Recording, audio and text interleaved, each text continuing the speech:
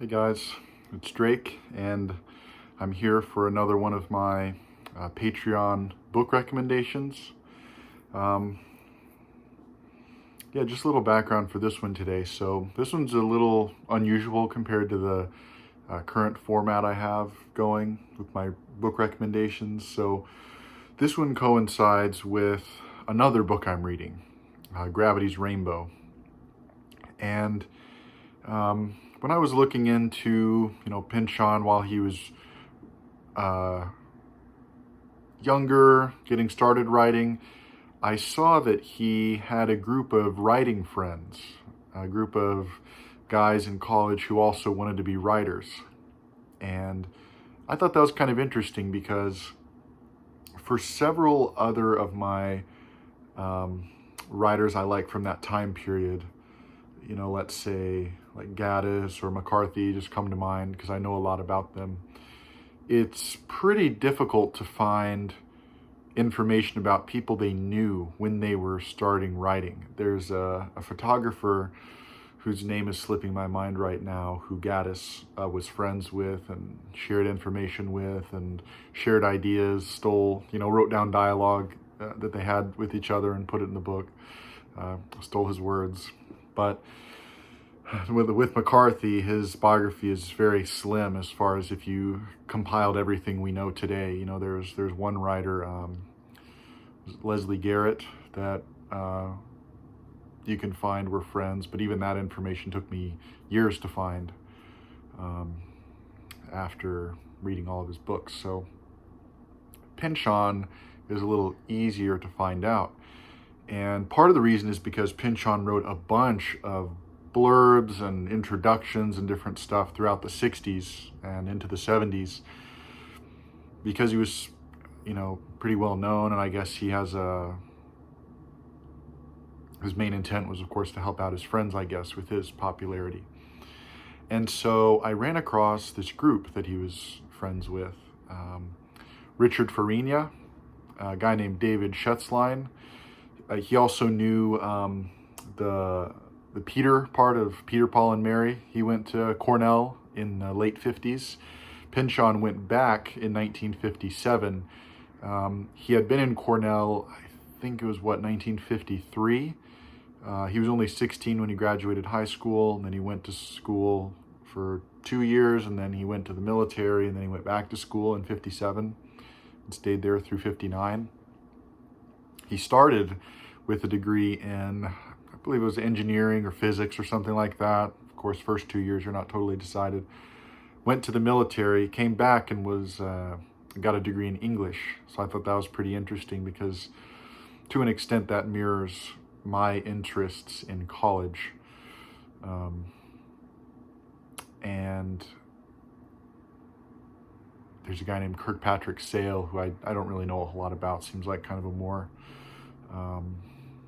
interesting type of left-wing political figure. But it seems to me that Pynchon has stayed friends with these people, at least to the extent that you can find it out, and at least to the extent that these people stayed alive. Because, I think that's kind of a dark way to enter this, but we will begin with the book I had on the top of the stack. So Richard Fariña, Been Down So Long It Looks Like Up to Me. And this particular edition was released in, was it 1983? Yeah, 1983. And I happen to have one of the paperbacks from 1983, and it has an introduction written by Thomas Pynchon. And even on the back here, it shows, this book comes on like the Hallelujah chorus done by 200 kazoo players with perfect pitch. And I found it just kind of randomly, mainly for historical reasons. I wanted to read it. I can't remember who said it, but you either read a book for its literary quality or its historical value. That's kind of the two categories I read books in. If I think it's a good book, I'll read it for its literary quality, and then if I just feel like I have to read it for influence, sake of influence or whatever. I'll read it for its historical value. And this one I originally got for its historical value. But I was kind of surprised to see that Pynchon praises it so highly. And obviously that was partially because they were friends. But he mentions in this introduction that the first time Pynchon met Richard Fariña was when he heard of him in winter of 1958. And they both, Pynchon was the junior editor of the Cornell Writer, which is the campus literary magazine, and then Fariña would submit pieces of writing, and the pieces of writing stuck out to Pynchon as being notable compared to the other contestants. So I thought that was kind of interesting. And then he goes on to talk about other things, kind of his background at the college, what life was like at the college then. This book is set in 1958, which I think is kind of neat because I've been doing research on a narrative I'm planning for that time period, late 50s, early 60s. And so getting a feeling for what it was like in college at the time, especially for a more, I guess, intellectual, educated type of college student, was actually pretty interesting. And I'd say that's the main thing I got out of this. But I can imagine that other people might get more than I did because, let's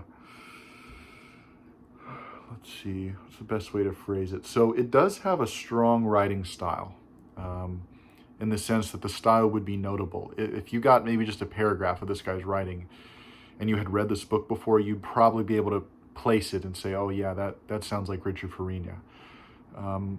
One thing he does with his language is he tends to use very short sentences, and he'll even cut off part of the sentence. He'll start with, or a sentence might be running up the stairs or something like that, and he'll like place these kind of short phrases one after the other in a series. Also, I noticed he loves using lists. Sometimes the list can be a whole paragraph. One specific example I remember, which is good for the historical value, and I think I've heard other people mention this, that it gives a really good feel for the time period, and I got the same impression. But one situation of the list is the main character, Knossos Papadopoulos, is the character, Greek character, Greek college student. He goes into a grocery store, and he just kind of lists off all the things he sees on the shelves, and that's excellent for like a historical interest of the time period. That's like a gold mine, apart from actually seeing a picture of a grocery store shelf from 1958, which probably is not the most common thing to find. Maybe you could find some sort of magazine that, like a newspaper clipping of ads or something from the time that would help you, but this is about perfect, just to see the different types of food. And anyway, so he does multiple lists like that. Like, I think one of the earlier ones on in the book is he's talking about different things that he carries along with him, like carries in his pockets or in his bag. That's also kind of interesting. But it always has kind of a humorous twist to it. It's not just like a mundane type of list. He plays up the language a little bit, which is a nice touch, The whole book overall was not to my taste, I'd say, but I appreciated certain bits of it that kept me going. But I know other people, think this is like amazing cult book and all this stuff. But to me, it was decent. The last thing I'll say about the book that I appreciated is the overall arc of the story.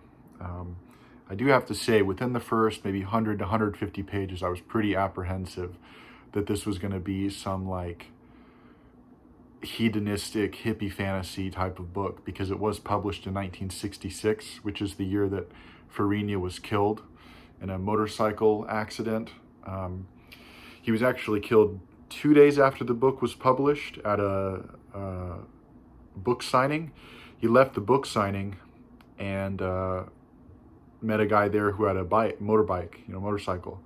Got on the motorcycle and was thrown from the motorcycle. Sounds like they were driving recklessly, and was thrown from the motorcycle and killed. That was on the day of his wife's birthday. His wife was the younger sister of Joan Baez. Richard Fariña was an aspiring like folk musician, kind of like Bob Dylan, kind of folk slash rock. So, and you kind of get the feeling that a lot of these situations were like altered firsthand experiences of Richard Fariña. And you also do get that impression too from the introduction that Pynchon gives. So the first 100, 150 pages, I was very apprehensive because I was like, oh, Jesus, this is just some like basically, fantasy of drugs and not caring about anything and sex and all this stuff at college. I was just not interested in that at all. I could not care less about that. And so I was continuing reading. I was like, okay, why did Pynchon like it, basically? Apart from the fact that it was his friend. And I was kept reading, and one thing I did appreciate is that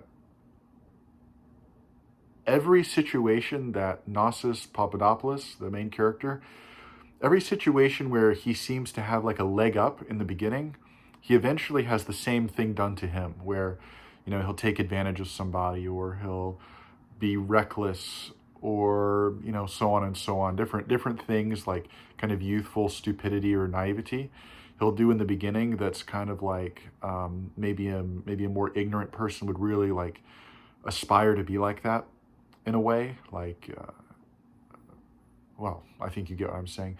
By the end, he has it done to him by someone else, and it's kind of this idea where.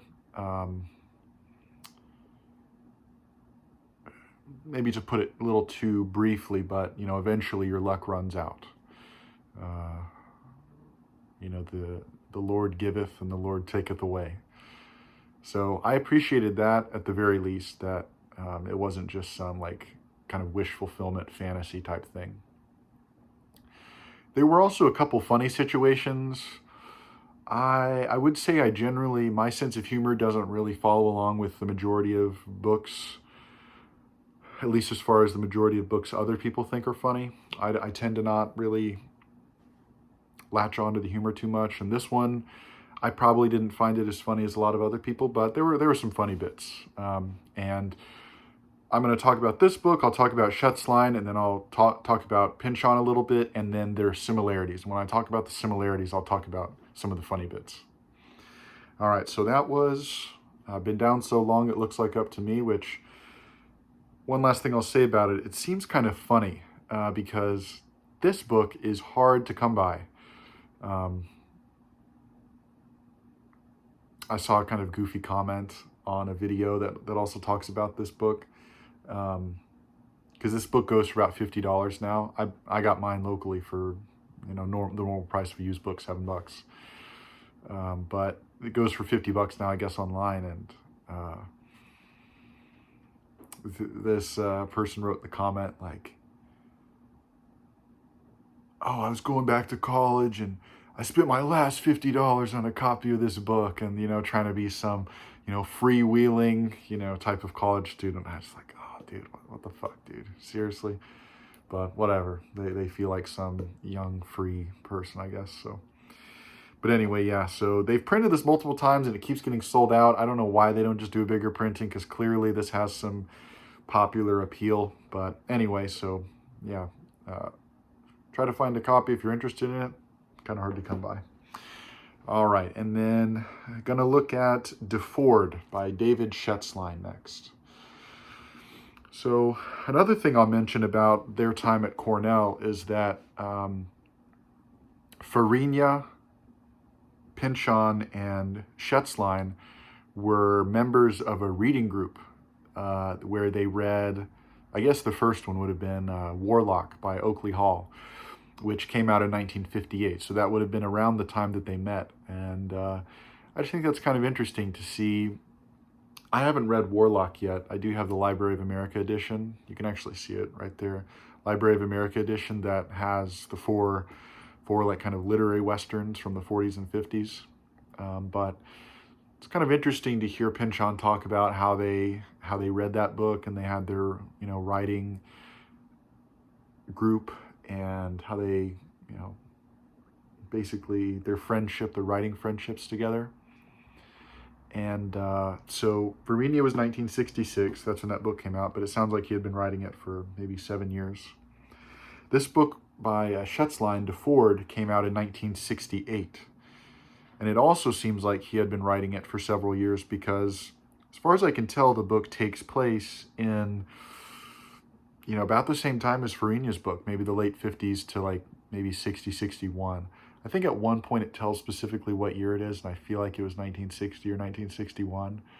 But either way, it was notably before like Kennedy's assassination, and you don't get any inclination of that. But this book is dedicated to Richard Fariña. So if you can see it there, if you want to pause and read it, but I'm just going to read it out real quick. It says, "In memory of Richard Fariña, who was killed in the spring of his 29th year by a motorcycle, Cornell, 1966. Fariña, Fariña, how goddamn unlike you, Richard, to leave us feeling so suddenly sober and alone."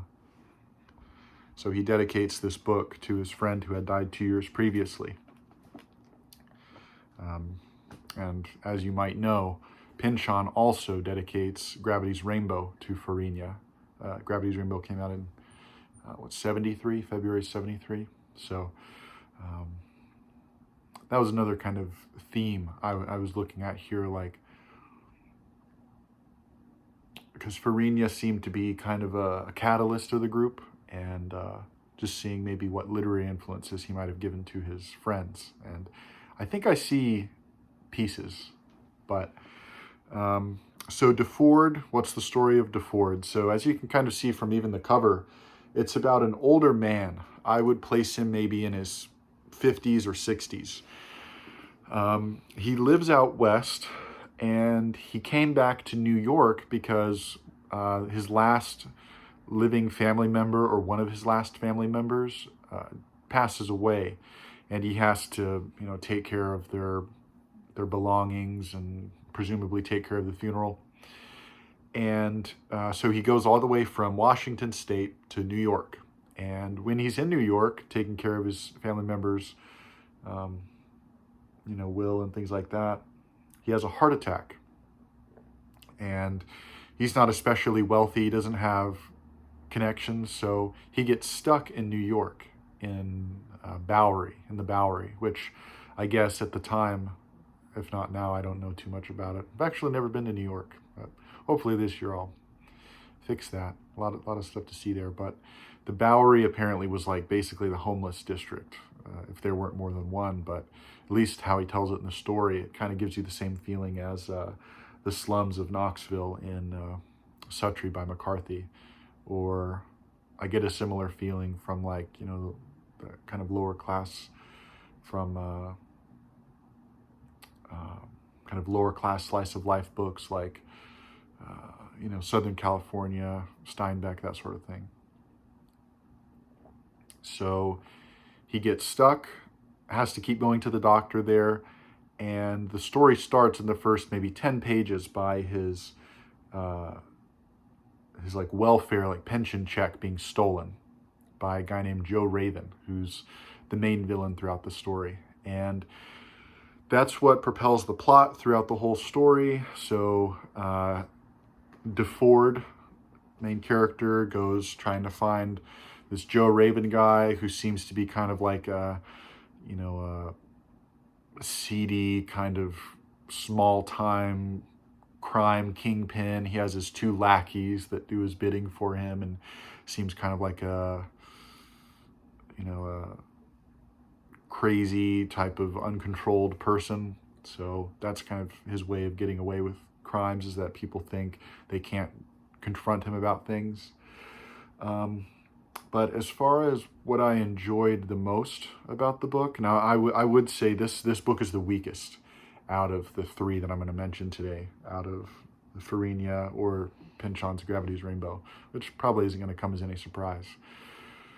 And I would say the parts that were the weakest is the majority of the book, where Deford is in New York City. It didn't give me a particularly strong feeling of setting, which really I would have liked, because, the book clearly takes place in New York City, and the characters are well described in the sense that, it's very much like a network of people. Oh, you know this guy, you know that guy. There are a couple scenes kind of similar to Faulkner's The Sound and the Fury, but to a much lower veracity, in the sense that these characters speak in a much more narrative way, where Faulkner, it's almost like he's trying to like implant the thoughts in your head, their thought process. Shetzline does that as well, because there's like a schizophrenic homeless person, or I think they used to call them a street person back in the day, but nowadays you'd say homeless person, or a person experiencing homelessness. But he gives the inside thoughts of this person who's schizophrenic, or kind of off in some way. But it reads pretty straightforwardly. It's not really too different than you'd have a normal narrative. So those were kind of a highlight, though. I would look for those parts, because at least gave a little twist to the narrative. The other part I enjoyed is when Shetzline writes memories of Deford. So he throws in some flashbacks where Deford had lived in parts of the Midwest, and, had fallen in love with a woman, and was very poor, though, so the woman didn't want to live with him, and he went away, and she told him, oh, let me know if you get something going and I'll come live with you. Or, he would suggest that, and then it never worked out. Deford ended up sounded like pretty much was alone his whole life. Very hard worker, alone, took care of himself, and then now finds himself at the very end of close to the end of his life, completely outcast from this society that gave little and took a lot, is kind of the long story short of what I think this book is kind of about. But those flashback moments were some of my favorites of the book. One particular one that stood out is it was just like a memory of Deford being in the woods in Washington State. I think in the story it would have been maybe about in the 30s or 40s, I guess, in the timeline. Maybe early 50s, but I feel like Deford was pretty young when it was the flashback took place. But it was very, kind of all beautiful descriptions of the scenery over there, the kind of, misty type of Pacific Northwest with, lots of rain and lush kind of forests. And I myself have never been specifically to the Pacific Northwest, but I've been to far western Wyoming with Tetons and Yellowstone, and then I've been to places like the Sequoia National Park and like Yosemite and all these places. So it's kind of I can kind of triangulate what it's like up there, and it sounds like he got it right, especially considering that when you read on his author bio, while he was writing this, it says here, Shetzline worked as communications control officer, surveyor, ditch digger, firefighter, just about anything while writing Deford. Raised a big garden and killed more deer and salmon than even anyone in Oregon would talk about to his closest neighbor until some money came along. Live now on a small ranch 6 miles from the finest piece of coastline in the Northwest. Correction, one of the finest. So he was clearly writing those flashbacks from his personal experience of living up there. And he also has another book called, was it Haggletooth 7 or something like that? This guy has only had one printing of either of his books. Deford, last time I checked, had a couple copies for $7, but then it skyrockets to 80 to 100. And then his second book has relatively cheaper copies, but they're more expensive than Deford. So if you're interested in this book, maybe if you're a Pynchon completionist, or you like city novels, I would recommend it for that. Slice of life, lower class city novels, maybe. Kind of a narrow genre, but I'd recommend it, especially if you can get it for cheaper. But I would say overall, I'm probably not going to read that one again. It is interesting, though, to triangulate with Pynchon, and then that's what I'm going to do right now. So I'm still reading Gravity's Rainbow. This is my favorite edition of it, with the blueprints of the rockets on the front. And I'm just going to say a little bit about Gravity's Rainbow itself, and then talk about like some similarities I noticed. So reading these other two books of people who were contemporaries with Pynchon helped me appreciate what Gravity's Rainbow is more. Because I think when you, at least to me, when I compare Gravity's Rainbow to like the whole scope of literature, you know, even if you narrow it down to English language literature, but if you open it up to, you know, Latin and Chinese and Spanish and German literature, over the whole span of literature, Gravity's Rainbow is not one of the top works.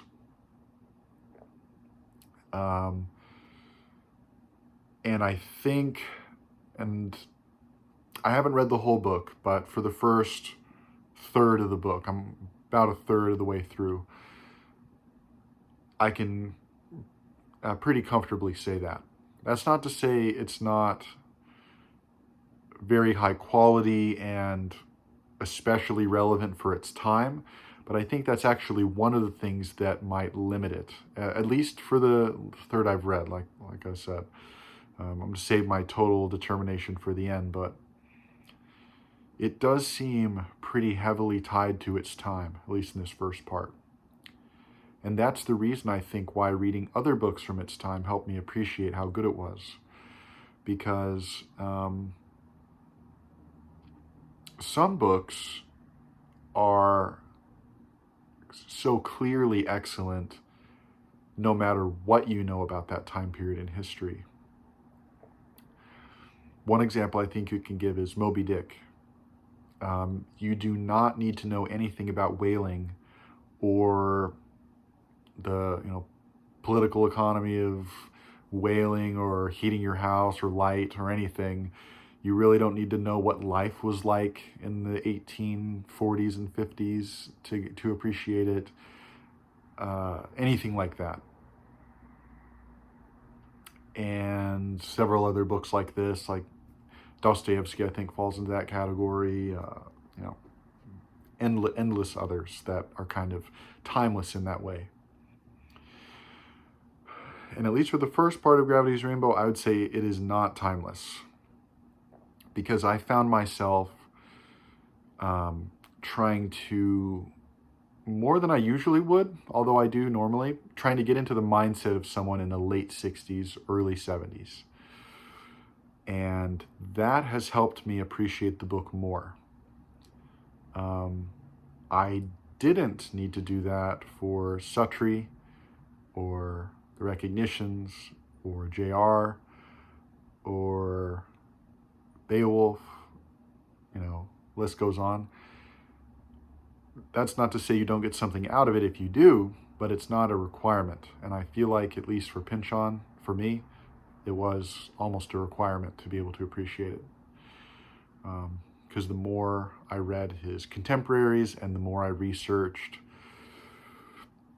the transition from the OSS to the CIA and, these different covert operations, MK Ultra,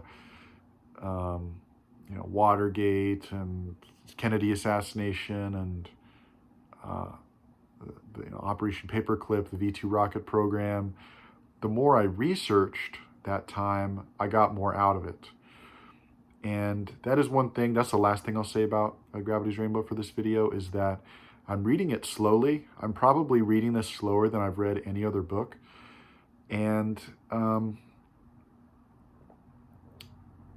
enjoying that because it's giving me a lot of opportunity to research other things that are kind of tangential or centrally important to the book. But I am really enjoying doing outside research. I'm also planning a story that takes place in the 50s, 60s, early 60s. So that helps because a lot of stuff that Pynchon is drawing on happened in that time. But just to give a particular example, I'm reading a book on Southern California in the in the 50s basically, and it was interesting to realize that in the late 40s, near the end of World War II and after World War II is over, 9 out of 10 people were employed in Southern California, the Los Angeles region. 9 out of 10 people were employed in professions related to either the defense industry or technology, and presumably a significant amount of the technology was related to the defense industry. 9 out of 10. And Los Angeles skyrocketed in population at the time. And I just think that's, almost hilarious that, Los Angeles, which on its face, like image as opposed to reality, is a distinction I've been making a lot, like especially stuff in America. The image of Los Angeles is like, ooh, Hollywood, culture, the museum, Getty Museum, UCLA. But then the reality is like defense industries and basically some of the worst traits that America as a nation has. Massive amounts of homelessness, like unbelievably massive amounts. And, poor urban management, et cetera, et cetera. So it's just kind of interesting to learn more about really kind of U.S. history and world history and things like that using Gravity's Rainbow. So then just to end this, a couple of things I noticed that were interesting as far as similarities between all of them. They all have pretty strong interests in what would it be? What would be a good way to phrase it?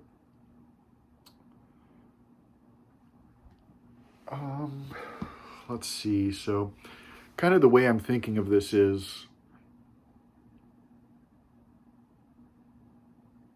Pynchon, I'd say, is the hardest to pin down, but you do get some of a feeling of what I'm trying to say by the back blurb of this here. So if you want to read it, I'm just going to read out a part of it. This is to Shetzline's Deford. It's an extraordinary book, quickened by honest rage, for at its heart is an awareness that the America which should have been is not the America we ourselves live in, that the dissonances set up between the two grows every day wilder and more tragic. And to go back to what I was trying to say but couldn't quite put the words to it, Pynchon and Shetzline and Fariña, I think, had some interest in shortening the gap between what America should be or should have been and what it currently is. Deford is heavily critical of kind of mass wealth inequality and lack of a welfare system in the United States, which I'd say still is a significant problem, especially as opposed to other highly developed countries. Pynchon clearly has something to say about the globally authoritarian nature of the United States foreign policy, almost like through the lens of like Nazi Germany. I think that's what I'm kind of putting together from Gravity's Rainbow. And then Fariña has, comments about the Castro in Cuba, and at the very end, there's this push to political direct action, this type of direct action type of stuff. political action to change some rules at the school as far as curfew and where you can be and things like that at the university. So that is one of the main similarities, I'd say, is big picture. And then small similarities, or like technical similarities, Pynchon and Fariña love lists. They both like love lists, like just naming out stuff, just like almost a whole paragraph, sometimes just naming out particular things. Also, oddly enough, and this is a weird one, and I almost wonder if it's like some kind of running joke, but they all have notable scenes where like an impressive defecation takes place in one way or another. There's a particular scene which I think it was one of the funnier scenes in Fariña where Gnosis, the main character, has been constipated for a while, and he ends up finally relieving himself, and his friends are impressed that they can't flush the toilet and the length of his creation, and they want to preserve it. They pick it out of the toilet bowl and carry it away in a plastic bag, and they want to preserve it. Deford has a strikingly similar scene to that, minus the kind of more ridiculous preservation stuff like that, but marveling at someone's creation. And then Pynchon at least has that scene where Malcolm X appears, and his head is in the toilet and all this stuff. So that's kind of a weird thing I've noticed. Also, like heavy use of slang between Fariña and Pynchon, or heavy use of like, let's say what would be like a lower register of dialect, maybe might be a more precise way of saying it. But yeah, so it is kind of interesting to notice the similarities and how they might have kept in contact with each other, meeting up here and there, and because Pynchon is an especially private person as opposed to a lot of other writers. So that's been kind of neat to me to compare those. But overall, I'm enjoying Gravity's Rainbow more than I ever have. So let's hope it keeps going in that direction. But anyway, so that's the end of this book recommendation. I'd recommend, if you're interested in the time period, get your hands on Deford or the Fariña, but I wouldn't say you should go out of your way to get them. But especially if you like Pynchon, I'd say they'd be pretty necessary. But yeah, so death is a gang boss.